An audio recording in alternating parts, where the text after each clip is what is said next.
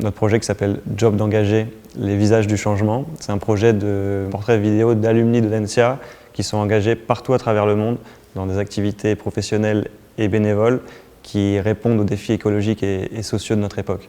Donc ça englobe tout un tas de profils différents, des gens qui travaillent en RSE ou dans des ONG, dans des associations, dans les investissements socialement responsables par exemple. On va faire une trentaine de rencontres qui vont donner lieu à 30 portraits.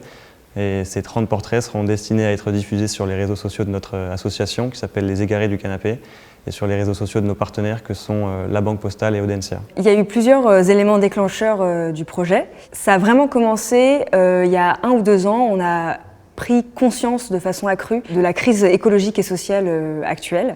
On s'est beaucoup renseigné sur le sujet. Et puis après est venu un moment un peu particulier, c'était la fin de notre cursus scolaire. Donc là, pour la première fois, on devenait un peu maître de notre destin, ce qui est assez vertigineux. Et on s'est posé la question, qu'est-ce qu'on pourrait vraiment faire pour être utile à la société ? Et on s'est dit, est-ce qu'on n'irait pas plutôt interroger les anciens, les alumni d'Audencia, qui, eux, a priori, ont fait le même parcours que nous, et qui se sont posés peut-être les mêmes questions pour certains, et qui seraient du coup en mesure de nous répondre.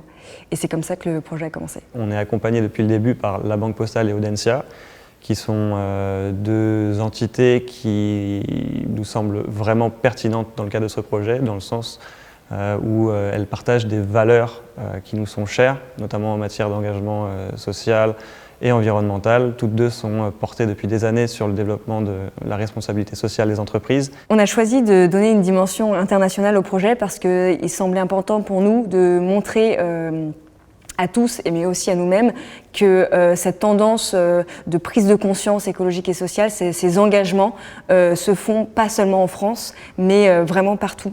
Et c'était vraiment pour donner ce champ des possibles à tous ceux qui regarderaient ces vidéos. Il y a eu plusieurs facteurs qui nous ont permis de choisir nos destinations. D'abord le facteur crise sanitaire, évidemment, qui est quand même déterminant. Un autre facteur qui a été pour nous primordial, c'est le fait de choisir un itinéraire cohérent, c'est-à-dire réalisable sans utiliser trop l'avion. Donc privilégier d'abord les transports les moins polluants, comme le bus, le train, le vélo, le bateau.